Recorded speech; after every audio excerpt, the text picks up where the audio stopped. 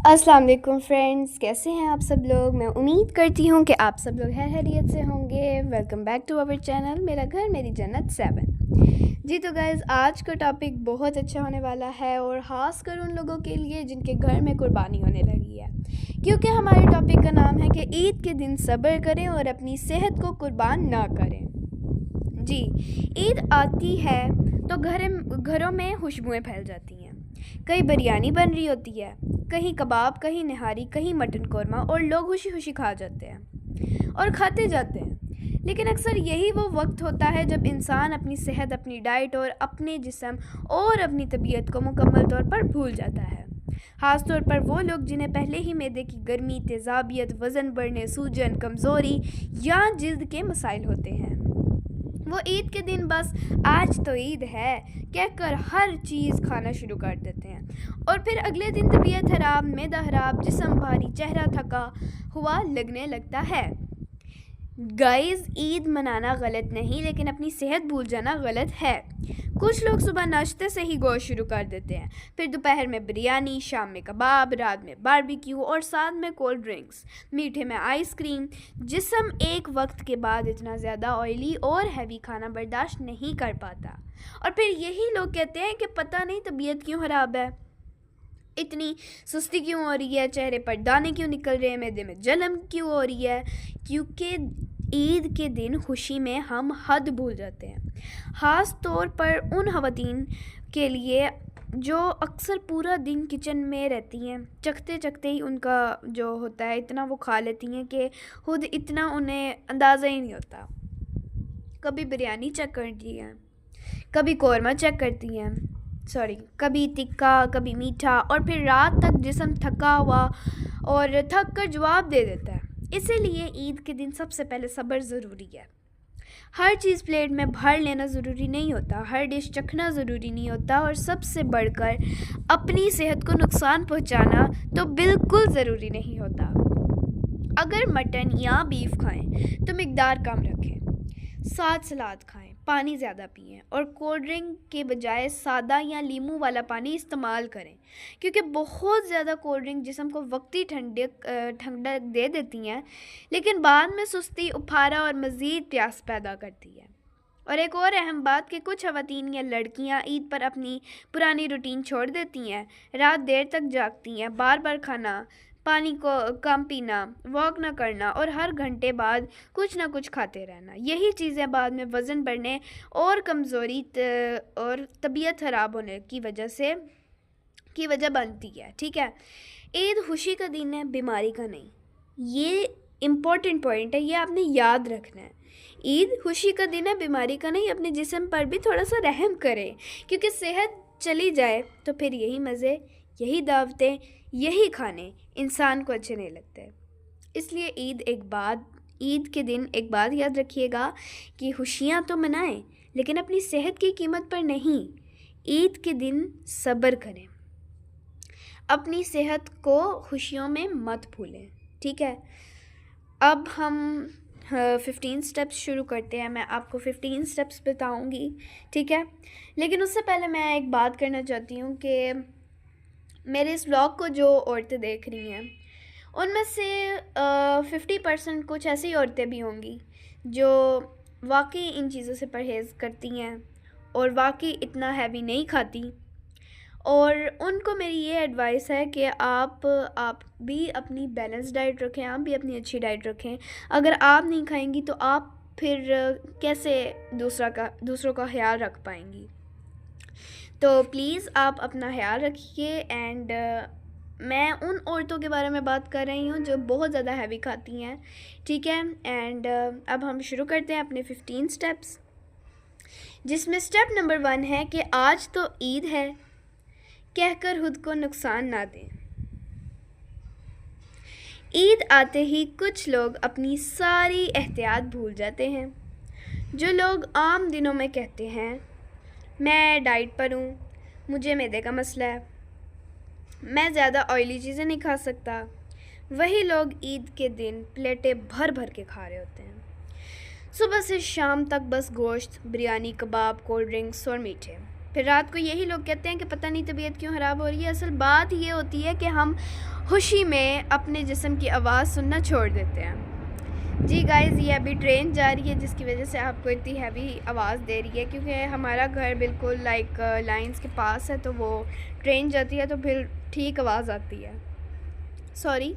अच्छा, हम कंटिन्यू करते हैं। असल बात ये होती है कि हम खुशी में अपने जिस्म की आवाज़ सुनना छोड़ देते हैं। ईद मनाएं लेकिन अपने जिस्म पर जुल्म ना करें, ठीक है। स्टेप नंबर 2 है कि खाली प्लेट निहारी और मटन खाना जिस्म को थका देता है।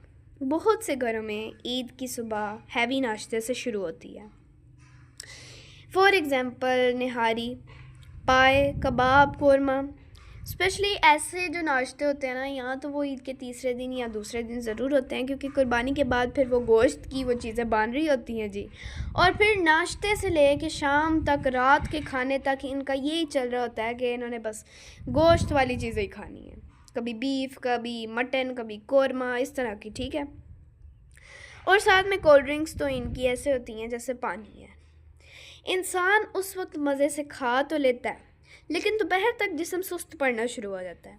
खाली पेट इतनी भारी चीज़ें खाने से मैदे पर दबाव पड़ता है। इसलिए सुबह हल्की चीज़ से आगाज़ करें, थोड़ा खाएं, आराम से खाएं और जिस्म को वक्त दें, क्योंकि ईद एक दिन की नहीं, खुशी पूरे दिन की होती है। स्टेप नंबर 3, पूरा दिन चखते चखते खुद भी थक जाती हैं आप। ख़वातीन अक्सर औरतें जो होती हैं ना, ईद पर सबसे ज़्यादा थक जाती हैं। सुबह से किचन में खड़ी रहती हैं, कभी बिरयानी चेक करनी है, कभी कौरमा, कभी तिक्के, कभी मीठा, और इसी चक्कर में वो बार बार हर चीज़ खाती रहती हैं। फिर शाम तक सर दर्द, सुस्ती, जलन और चिड़चिड़ापन शुरू हो जाता है। गाइस, औरतें अक्सर सब का ख्याल रखती हैं मगर अपना ख्याल रखना भूल जाती हैं, और उसमें ये चीज़ भी ज़रूर ऐड होती है। हालांकि अगर वो खुद सेहतमंद होंगी तो ईद भी खुशी से गुजरेगी। स्टेप नंबर 4, हर मेहमान के साथ दोबारा खाना ज़रूरी नहीं होता। कुछ लोग हर आने वाले मेहमान के साथ दोबारा प्लेट भर लेते हैं।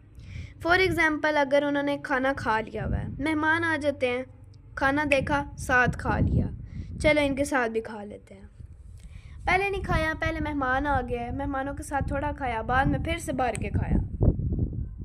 और कुछ लोग तो ऐसे होते हैं कि खाने से पहले भी खाएंगे और फिर मेहमानों के साथ भी खाएंगे, मेहमानों के बाद भी खाएंगे, कि अभी जी हमारा मीठा भी रहता है, अभी स्नैक टाइम भी। इस बहाने वो पूरा अपना 3 टाइम और ऐड कर लेते हैं एक दिन में, और यही थोड़ा सा पूरे दिन में बहुत ज़्यादा बन जाता है। ईद मोहब्बत का नाम है, हर बार खाने का नहीं।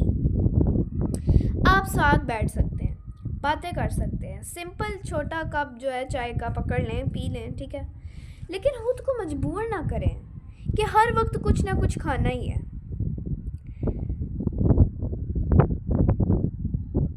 स्टेप नंबर 5 है, कोल्ड ड्रिंक्स वक्ती मज़ा देती हैं, बाद में जिस्म तोड़ देती हैं। ईद पर अक्सर घरों में पानी कम और बोतलें ज़्यादा पी जाती हैं। ठंडी बोतल पीने से चंद मिनट के लिए अच्छा लगता है, लेकिन बाद में मैदा इतना ख़राब हो जाता है, जिसम भारी हो जाता है और तबीयत सुस्त हो जाती है। ख़ास तौर पर गर्मियों में लोग समझते हैं कि कोल्ड ड्रिंक जो होती है ना, जिस्म को ठंडा कर रही है, लेकिन हकीकत में वो जिस्म को मज़ीद कमज़ोर करती हैं। सादा पानी और नींबू पानी या घर की बनी ठंडी चीज़ें कहीं बेहतर होती हैं। नंबर 6, सिर्फ गोश्त खाते रहना भी सेहत खराब करता है। कुछ लोग ईद पर सब्ज़ी, सलाद, दही या फलों को हाथ भी नहीं लगाते, बस हर वक्त गोश्त ही गोश्त, हालांकि जिस्म को बैलेंस चाहिए होता है। अगर सिर्फ ऑयली और मसालेदार चीज़ें खाएंगे तो मैदा, जिल्द और नींद जो है ना, सबसे ज़्यादा मुतासिर होती है। इसलिए प्लेट में थोड़ा सलाद, दही या हल्की चीज़ें भी आप रख सकते हैं ताकि जिस्म आराम महसूस करे। ईद की रातों में बेवक्त खाना जिस्म को थका देता है। Step number 6,